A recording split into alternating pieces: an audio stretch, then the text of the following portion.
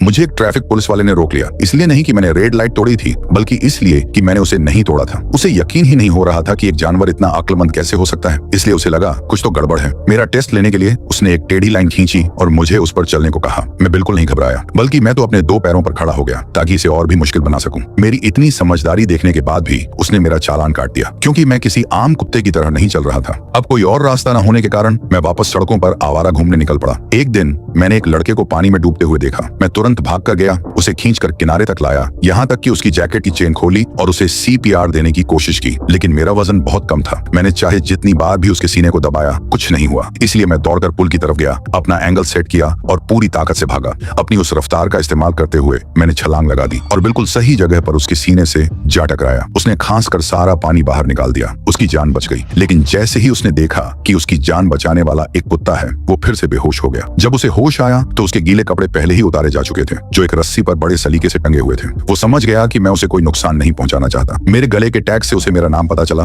Bingo. Bingo सब कुछ confirm करने के बाद उसने तुरंत हम दोनों को भाई मान लिया और मुझे अपने साथ घर ले जाने का फैसला किया। लेकिन उसके माता पिता को कुत्ते बिल्कुल पसंद नहीं थे, इसलिए उसे मुझे छुप कर घर ले जाना पड़ा और उसने मुझे अंदर तभी बुलाया जब उसे पक्का यकीन हो गया कि वो लोग घर से जा चुके हैं। तभी मैं मुड़ा और वहां से चल दिया। असल में मेरा ध्यान पड़ोसियों के पूडल कुत्ते पर भटक गया था। उस लड़के के पास मुझे वापस खींच कर लाने के अलावा कोई चारा नहीं था। वो बड़बड़ा रहा था, वो पूडल तुम्हारी औकात से बाहर है। उसके बाद से मैं उसके कमरे में ही छुपा रहा। रोजाना मैं उसे हाथ हिलाकर बाएं कहता। जब उसके स्कूल से वापस आने का समय होता तो मैं दरवाजे के पास अपनी पोजीशन ले लेता, 2 कदम पीछे हटता और झपटने के लिए तैयार रहता। इसलिए नहीं कि मुझे उसका स्वागत करना था, बल्कि इसलिए क्योंकि अब मुझसे और कंट्रोल नहीं हो रहा था। जल्द ही उसे एहसास हो गया कि मैं कितना ज्यादा अक्लमंद हूँ। मैंने तुरंत स्केटबोर्डिंग सीख ली, जिसे देखकर वहां से गुजरने वाले लोग हैरान रह गए। वीडियो गेम्स में मैंने उसे एक के बाद एक कई जीत दिलाई। बाकी बच्चे हमसे बुरी तरह चलने लगे थे, और सबसे बड़ी बात, मैं असल में एक जीनियस था। एक बार उसने मुझसे पूछा कि 9 का स्क्वायर रूट क्या होता है, और मैंने बिना किसी हिचकिचाहट के जवाब दे दिया। हम पक्के दोस्त बन गए थे।